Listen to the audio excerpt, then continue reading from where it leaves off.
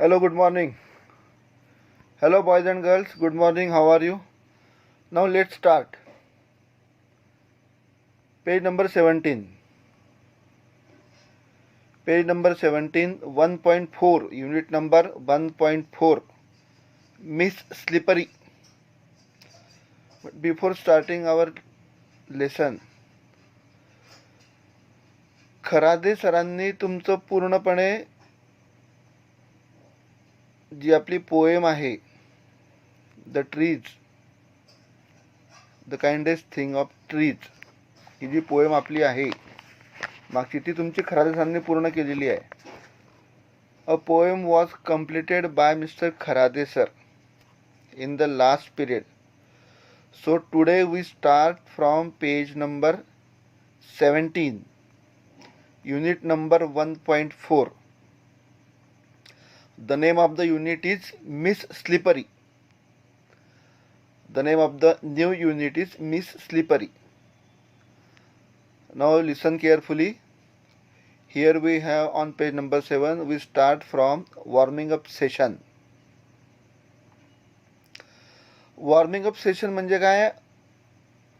The information about lesson. What is in the lesson and what kind of lesson can we take from the lesson. म्हणजे पूर्वकल्पना जी आहे, आपल्याला काय शिकायचं आहे त्याची पूर्वकल्पना आपल्याला या वॉर्मिंग अप मधून मिळते. Okay, now let's start chit chat session. Question number 1, do you argue with your friends and why? Do you argue with your friends and why म्हणजे तुम्ही तुमच्या मित्रांशी चर्चा करता किंवा भांडता का आणि का?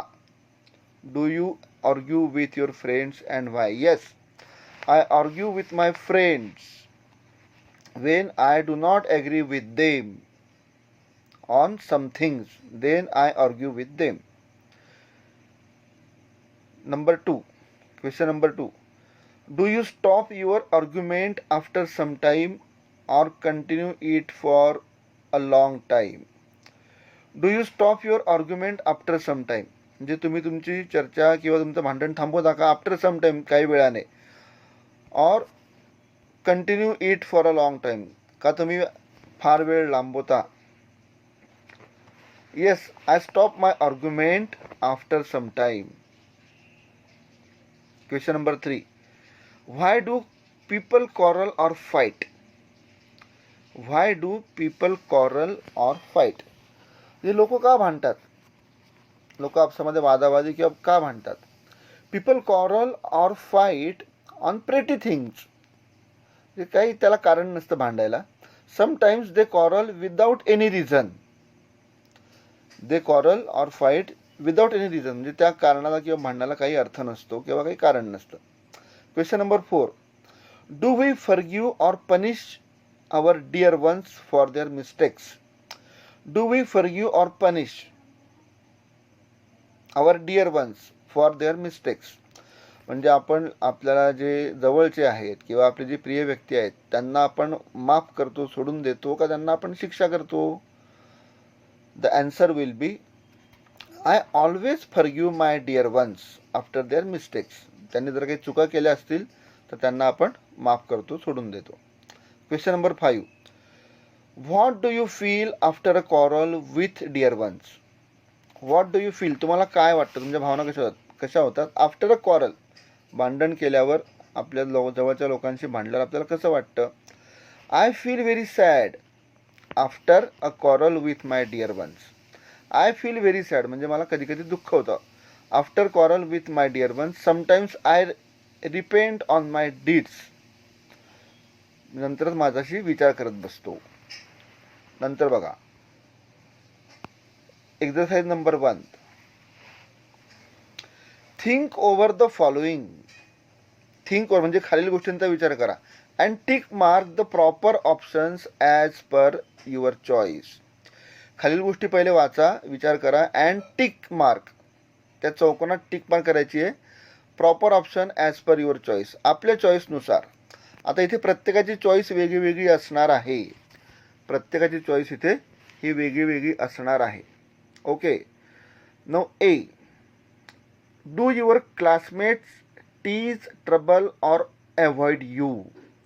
Do your classmate tease trouble म्हणजे तुमचे वर्गमित्र तुम्हाला टीज म्हणजे चिडवतात का, ट्रबल त्रास देतात का, ऑर अवॉइड यू जे तुमच्याकडे दुर्लक्ष करतात का? Options are yes, no or sometimes. इथे प्रत्येकाची उत्तरं वेगवेगळी असतील. Here each student, each boys and girls have a various answers. इथे प्रत्येकाची उत्तरं वेगवेगळी असतील. Do your classmates tease trouble and avoid you. तुमचे वर्गमित्र तुम्हाला त्रास देतात का, चिडवतात का आणि दुर्लक्ष करतात का? काही लोकांचं उत्तर नो असेल, काही लोकांचं उत्तर येस असेल, काही लोकांचं उत्तर समटाईम्स. ओके, समटाईम्सवर आपण टिक मार्क करू. Do you with your friends also tease trouble or give names of any of your classmates? Do your friends also tease trouble or give names of any of your classmates? इथे पण उत्तर yes, no or sometimes असू शकतं. Number C, how do you handle the teasing? How do you handle the teasing? तुम्हाला जर कोणी चिडवलं तर तुम्ही त्याला कसं हँडल करता किंवा कसं त्याच्याकडे लक्ष देता? क्राय, आपण रडतो का? इग्नोर म्हणजे दुर्लक्ष करतो का? कंप्लेंट टू टीचर, बरेच विद्यार्थी कंप्लेंट टू टीचर म्हणजे जर आपल्याला कोणी चिडवलं तर आपण शिक्षकांकडे जी तक्रार करतो. कंप्लेंट टू टीचर, शिक्षकांकडे तक्रार करणे. Number D, how do handle your self when punished in class? How do handle your self when punished in class म्हणजे जेव्हा तुम्हाला वर्गात शिक्षा होते तेव्हा तुम्ही त्याचं कसं हँडल करता? क्राय म्हणजे रडणे. गेट अँग्री, संताप येतो काही मुलांना. डिसाईड टू चेंज, काही मुलं रडतात, काही मुलांना संताप येतो, चिडतात आणि काही मुलं डिसाईड टू चेंज ठरवतात की आपण बदललं पाहिजे. तर इथे बऱ्याच मुलांचा उत्तर हे डिसाईड टू चेंज असं यायला पाहिजे. जेव्हा आपल्या वर्गात शिक्षा होते तेव्हा आपण मनाशी ठरवलं पाहिजे की आपण पुन्हा ही चूक करायची नाही. Number E, what is the best way to react when others trouble insult you? What is the best way, सगळ्यात उत्तम मार्ग कोणता? When others trouble or insult you, जेव्हा इतर आपल्याला त्रास देतात किंवा आपला अपमान करतात किंवा आपल्याला चिडवतात तेव्हा सगळ्यात चांगला मार्ग कोणता? टेक रिव्हेंज, बदला घेणे.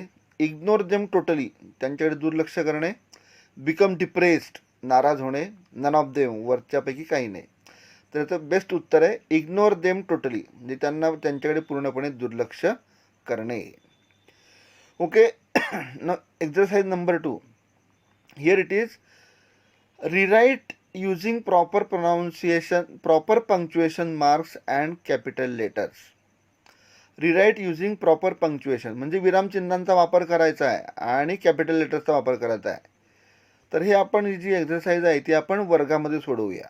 ओके, जेव्हा आपली शाळा सुरू होईल तेव्हा आपण वर्गात सोडवूया. Okay, now write your own words. Number 3, exercise number 3. Write in your own words what according to you is the best way to get rid of negative or bad quality in your friends. Write in your own words म्हणजे आपल्याला शब्दात, आपल्या स्वतःच्या शब्दात लिहायचं आहे. काय लिहायचं आहे? व्हॉट अकॉर्डिंग टू यू, आपल्या मते, is the best way to get rid of negative quality in your friend.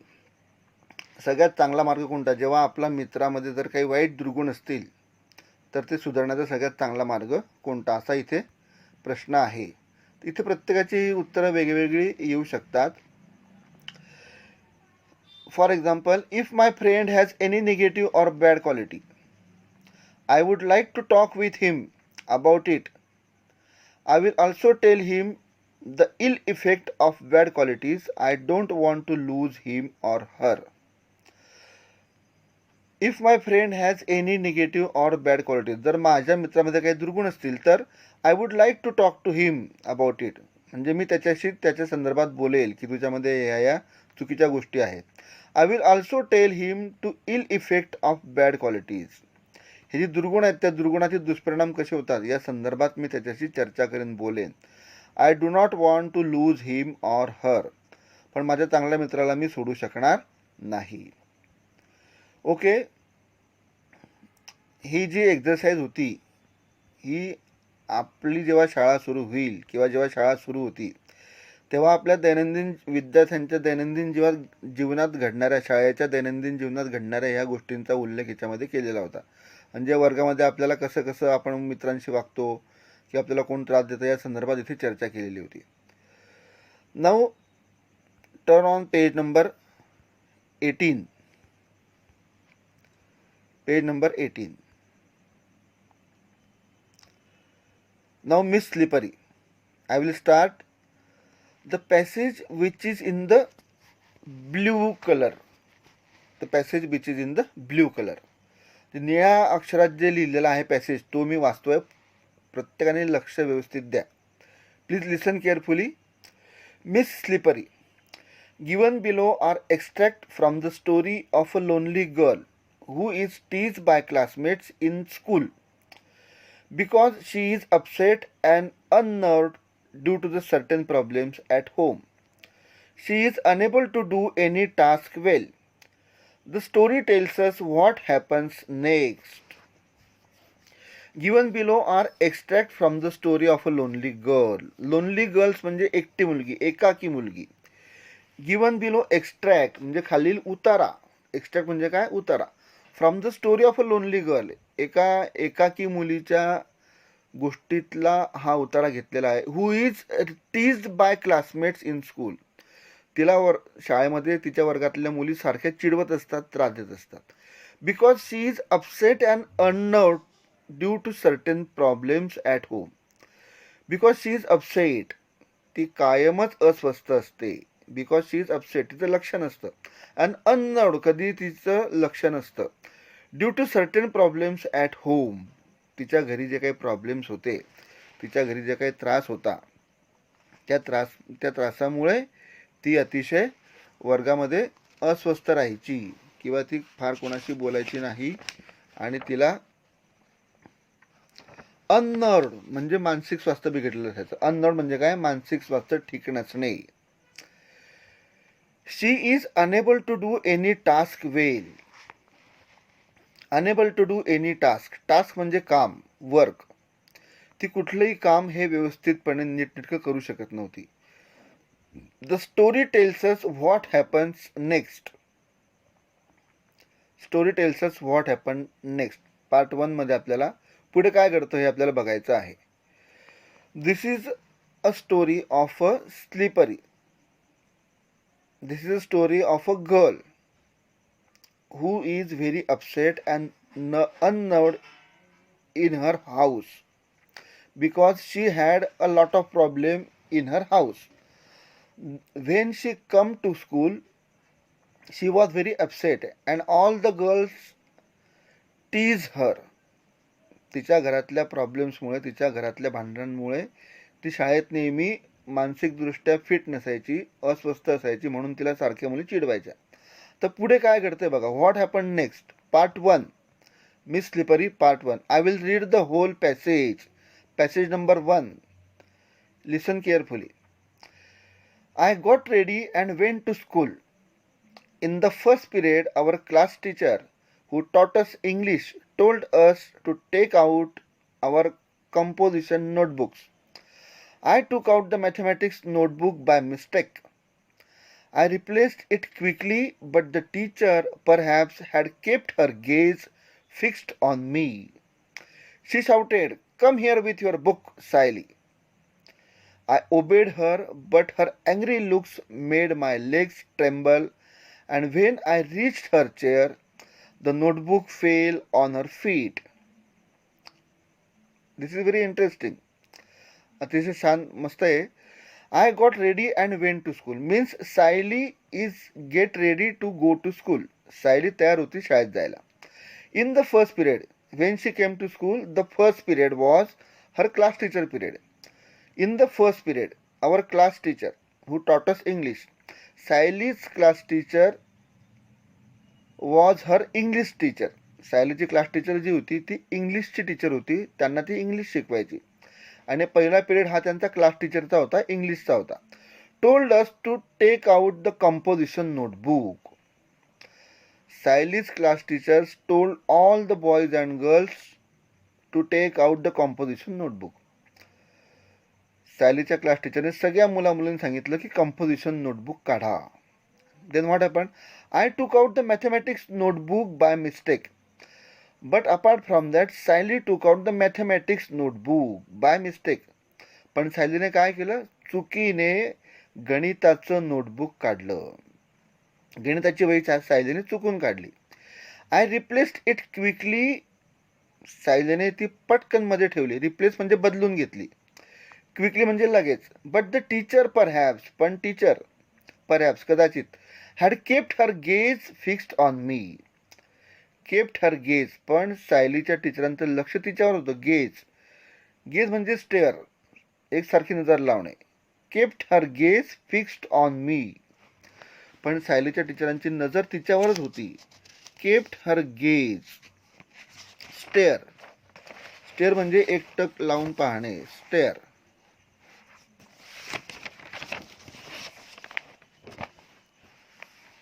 नजर, सायलीच्या शिक्षकांची नजर तिच्यावर होती. गेज म्हणजे नजर होती.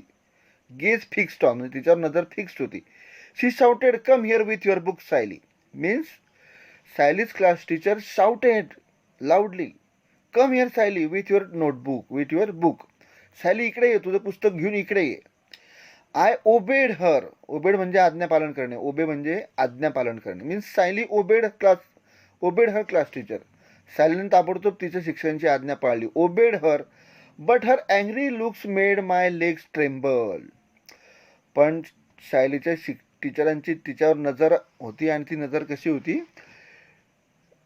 अँग्री लुक्स म्हणजे संतापाने तिच्याकडे, तिच्या टीचर तिच्याकडे संतापाने बघत होत्या. मेड माय लेग्स ट्रेम्बल, सायलीचे पाय थरथर कापायला लागले. लेग्स ट्रेम्बल म्हणजे पाय थरथर कापणे.